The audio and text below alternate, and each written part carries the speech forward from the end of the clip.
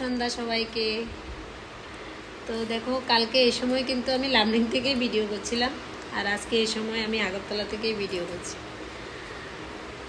কালকে এই সময় আমার ঘরে কত মানুষ ছিল, আমার পাড়ার, আমার মানে আমার মেয়ের ফ্রেন্ড, আমার ফ্রেন্ড।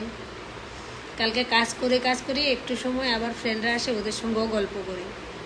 কাজ করে যখন একটু হরান হয়ে যায়, ছোটো ছোটো জিনিস তো বিরক্ত লাগে গুছাতে, তখন একটু আবার ওরা আসে, ওদের সঙ্গে গল্প করি।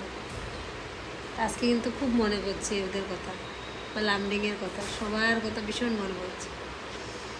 তা এখনও আমার মনে হচ্ছে যে আমি কতদিন পরে আবার যাব, বেড়াতে এসেছি 2-4 দিন থেকে, তারপরে হয়তো আবার যাব, এরকম মনে হচ্ছে। জানি না কতদিন আবার মনটা এরকম স্থির থাকে, তারপরে আবার দেখবেন অস্থির হয়ে যায়।